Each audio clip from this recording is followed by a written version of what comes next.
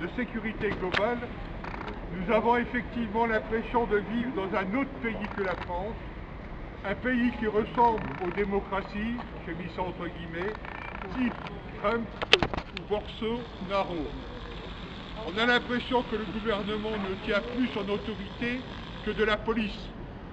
C'est pour protéger ce qu'il nomme d'ailleurs les forces de l'ordre, rempart d'un pouvoir qui perd sa légitimité, que le gouvernement tente d'imposer la loi de sécurité globale, quoi qu'il en coûte.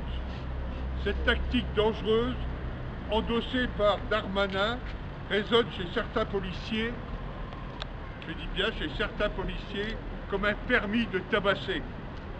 23 novembre, les violences policières dans Paris contre les migrants et des journalistes. Le site Tabac, si j'y suis, parle de nuit de la honte. Quelques jours après, des policiers agressent et rouent de coups durant 20 minutes un homme chez lui. Des images, heureusement qu'il y avait des images, car sans doute la personne agressée, c'est elle qui serait en garde à vue aujourd'hui. On va en prison. Et sur les pancartes qu'on a faites, c'est marqué 3 policiers, mais en fin de compte, quand on voit la vidéo, il y en avait plus d'une dizaine qui regardaient et personne n'a rien dit, personne n'est intervenu. Il y avait 9 qui tapaient sur le... En fin de compte, ils étaient 9 à taper. Comme le signale le journal L'Humanité, que se passe-t-il donc dans nos institutions pour que des individus portant l'uniforme de gardiens de la paix se comportent comme des filles versus l'extrême droite? Et comment qualifier l'attitude odieuse du gouvernement et de son sinistre préfet de police qui se permet, alors il paraît que ça a été survenu dessus, qui se permet d'interdire la marche des libertés aujourd'hui à Paris.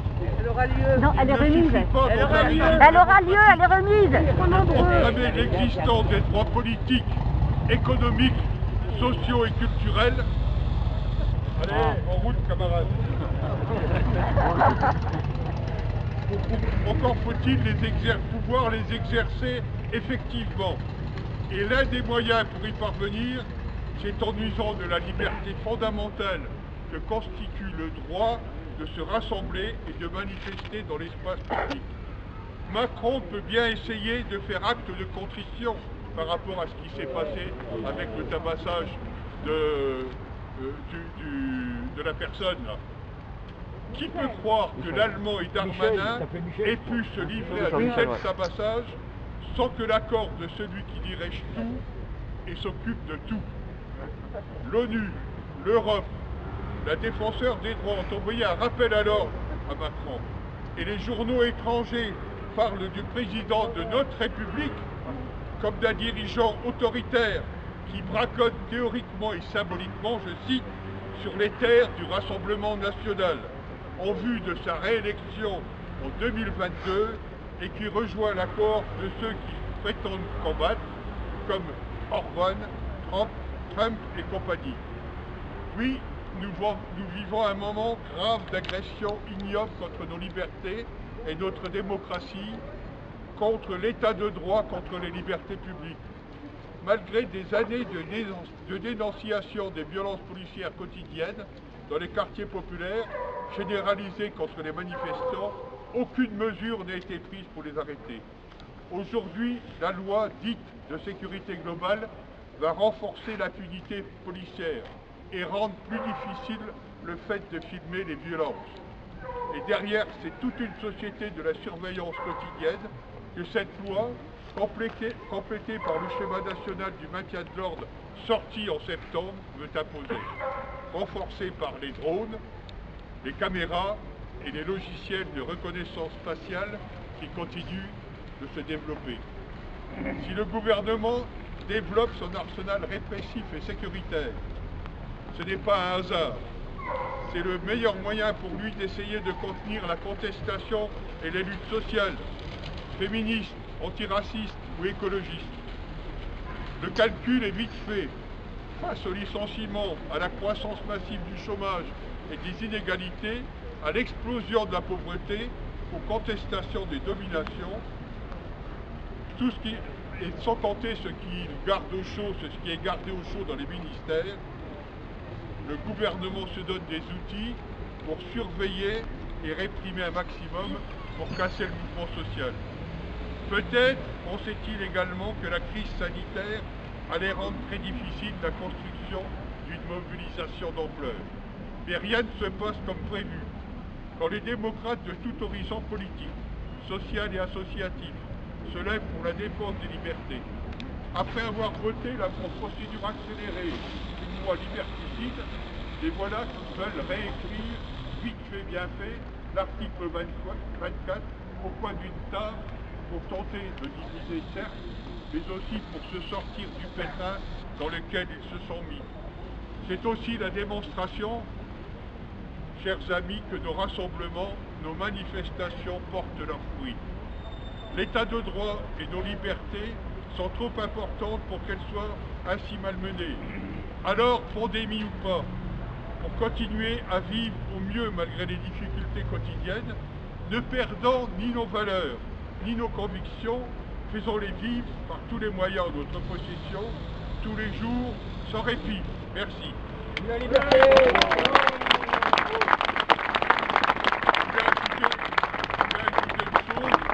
Ce matin, j'ai lu un communiqué des organisations syndicales représentatives des journalistes, SNJ, SNJ-CGT, CFDT journalistes, SGJFO, qui s'alarment du climat de haine anti-journaliste qui semble régner au sein de certains commissariats de police, selon les témoignages de policiers eux-mêmes. Je cite, « Dans les vestiaires, des flyers anti-journalistes fleurissent de plus belle. On y voit placarder des têtes de reporters connus, d'indépendants, de patrons de presse dits islamo-gauchistes. On y encourage les coups portés à leur encontre, témoigne un de ces policiers au magazine Le Zéphyr. Ajoutez à cela les remarques et les applaudissements quand on apprend qu'un journaliste a pris des coups la veille et vous aurez un aperçu de l'ambiance poursuit ce policier. Les mêmes organisations de journalistes en appellent aux autorités pour qu'elles fassent cesser ces pratiques nauséabondes d'appel à la violence, voire les menaces de mort visant nommément certains de journalistes. Taha Bouaf, David Dufresne, Gaspard Glantz notamment. Vous connaissez ceux qui ont dénoncé l'affaire Benalla, qui ont pris les images qu'ils ont mises. Elles exigent, si de telles pratiques sont avérées, que soient recherchés et punis leurs auteurs conformément à la loi. Comme on l'a prévu, et comme on y est autorisé, on va se rendre jusqu'au Boulingrin. Je propose qu'on mette devant cette photo-là, les 4 photos, puis ensuite les pancartes, et on y va. Donc, en respectant, c'est-à-dire on n'est pas obligé de se couper et d'être tous sur 20 mètres carrés, en respectant les consignes sanitaires, 1 mètre, 1 mètre 50, et on se retrouve là-bas, nous dirons l'appel de la coordination nationale. D'accord? Alors, devant les photos, j'étais voir, je ne peux pas réussir. J'ai pu l'écouter. Et tout à l'heure, il n'y avait personne. On en a gros.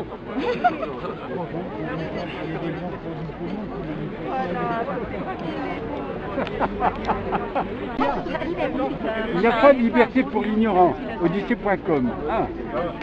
Et puis là, quand je serai grand, je voudrais être vivant. Bien vu. Ouais, ben.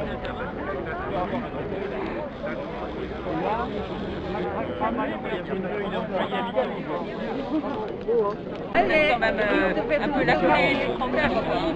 Pourquoi Edith?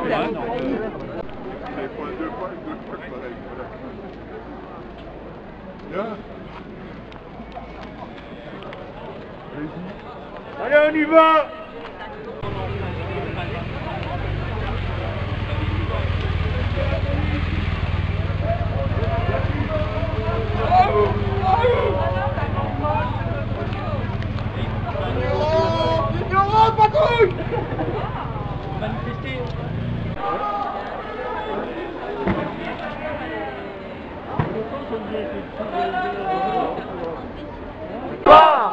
Police partout, justice nulle part. Police partout, justice nulle part.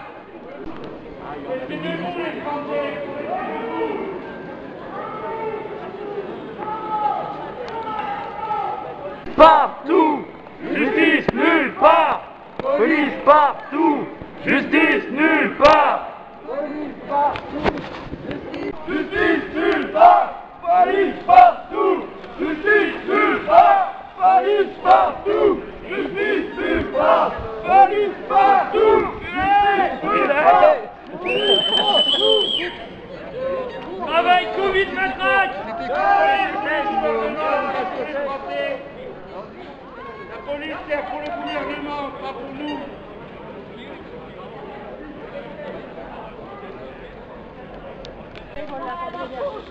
Attention Lolo, ils sont nombreux. Attention, ils sont nombreux.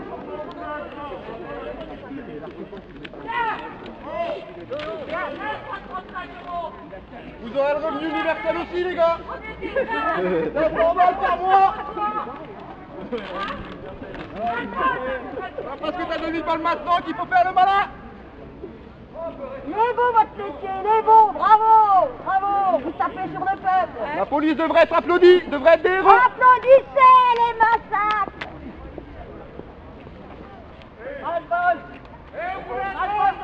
Profitez de votre uniforme. Vous êtes des numéros pour la France.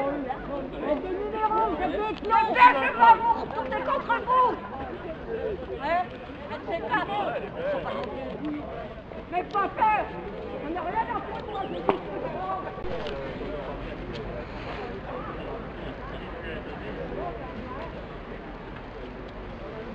Une personne m'a demandé pourquoi on n'allait pas devant la préfecture. Alors il y a deux raisons. La première, c'est parce qu'on a décidé qu'on venait au Boulingrin. Ici, c'est le Boulingrin, là-bas la préfecture. Et deuxième chose, la semaine dernière, devant, on était moins, c'est vrai, il y avait 80 personnes. C'est paru dans l'affranchi d'ailleurs de cette semaine. J'ai déclaré, approuvé par les 80 ou 90 personnes qui étaient là, que on n'irait jamais, moi je n'irai jamais à la préfecture tant que des préfets seront chargés d'atteinte aux libertés, de faire le sale boulot qu'ils font actuellement. Donc voilà. Et ça ne m'intéresse pas non plus d'aller titiller les flics devant la préfecture.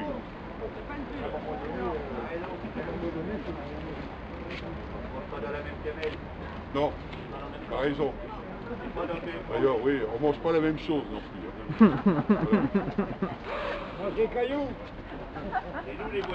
Avec son appel pour la marche des libertés, la coordination Stop Loi Sécurité Globale, composée de syndicats, sociétés collectives, associations de journalistes, de réalisatrices et de réalisateurs, confédérations syndicales, associations, organisations de défense de droits humains, comités des familles de victimes, des collectifs des quartiers populaires, d'exilés, de gilets jaunes, nous invitent à marcher aujourd'hui. Après les manifestations du 17 à l'Assemblée nationale, du 21 novembre sur la place du Trocadéro et aux quatre coins du pays, nous voilà donc à nouveau réunis. Et ce que je vais vous lire là, c'est l'appel lancé par cette coordination. Face à cette politique autoritaire et au basculement possible dans un état de police, comme sur la place de la République dans la nuit du lundi 23 novembre, au cours de laquelle des demandeurs d'asile et des journalistes ont été tabassés par les forces de l'ordre. J'ai fait une parenthèse, ce communiqué a été écrit avant l'agression ignoble dont a été victime Michel Zegler. Il est urgent de rassembler toutes les forces syndicales, associatives, politiques et culturelles du pays qui s'opposent au nouveau schéma national du maintien de l'ordre ainsi qu'à la loi sécurité globale avant qu'elle ne soit soumise au Sénat. Nous alertons sur le fait que la France risque de se retrouver cette année aux côtés du Pakistan, du Soudan, de la Somalie, de la Turquie, d'Israël et de la Chine sur la liste des pays qui violent la liberté de la presse lors de la prochaine session du Haut Commissariat aux droits de l'homme des Nations Unies à Genève, début 2021. Nous ne voulons pas qu'une loi qui porte atteinte aux libertés fondamentales, nous ne voulons pas d'une loi qui porte atteinte aux libertés fondamentales et aux droits des populations. Nous refusons que la France soit le pays des violences policières et des atteintes à la liberté d'informer. Nous soutenons que sans images diffusées par la société civile, les violences policières resteront impunies. Nous ne voulons pas d'une société où l'État peut voir avec des drones et des caméras piétons sans être vu. Nous rappelons que le droit français sanctionne les actes et non les intentions, comme le prévoit l'article 24. Nous affirmons que l'atteinte aux droits des citoyens et de la presse à informer est disproportionnée, que l'arsenal juridique existant est amplement suffisant pour protéger les forces de l'ordre d'éventuelles agressions consécutives à la diffusion d'images. Nous rappelons que l'article 12 de la Déclaration des droits de l'homme et du citoyen, on l'a lu sur le perron de la mairie la semaine dernière, institue une force publique et non pas une force floutée. Nous sommes aux côtés de l'ONU, de la Commission européenne, du Parlement européen, de la Commission nationale consultative des droits de l'homme et de la défenseur des droits et de toutes les forces progressistes pour condamner les lois liberticides. C'est la déclaration de la coordination. Je voulais préciser une chose, que ce soit très clair. Ce matin, je vous ai lu un texte. Alors, c'est pas un texte, bon, je ne dis pas qu'il n'y a pas une ou deux phrases qui sont de Richard Vaillant. Tous les textes ont été composés à partir de communiqués syndicaux, CGT, FSU, Solidaire, à partir de la déclaration de tous les syndicats de journalistes que j'ai cités tout à l'heure. Comment? Approchez-vous. Je dis que sur le place d'Hôtel de Ville, le texte que je vous ai lu, ce n'est pas un texte que j'ai écrit, contrairement à celui de la semaine dernière, c'est un texte que j'ai fait à partir de déclarations syndicales.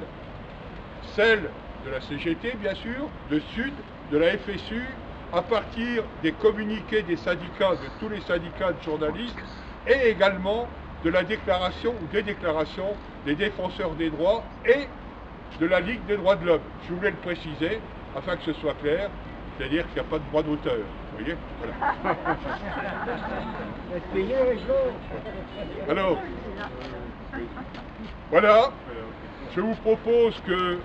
Ouais, les bistrots.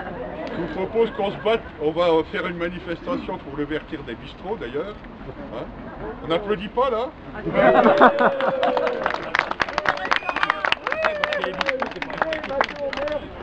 Cette semaine, on était plus du double de la semaine, enfin à peu près le double de la semaine dernière.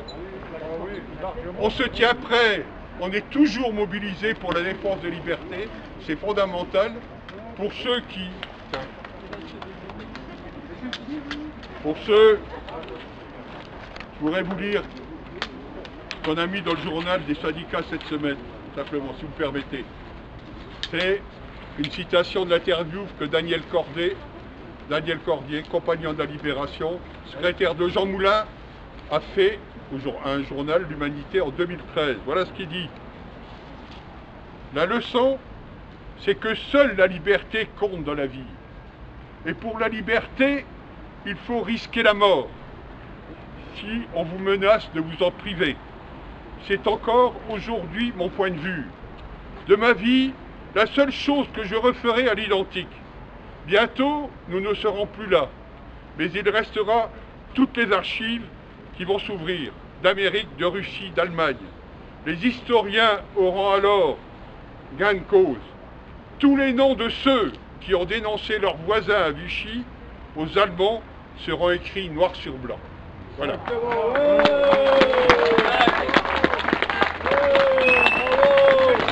Merci à tous. On se tient mobilisés. Dès que la coordination appellera à d'autres actions, on vous en fera part. Et à bientôt.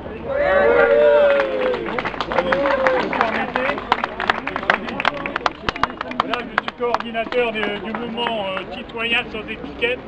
Pour toutes les infos qui passent dans la région, nous sommes là pour vous les informer. Donc allez sur ce site et vous aurez plein d'informations.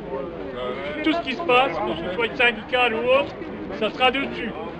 Donc ça s'appelle le mouvement citoyen sans étiquette Champagne-Ardenne. Donc allez dessus et vous aurez toutes les infos que vous voulez. Si vous voulez un... on est en Champagne-Ardenne, non?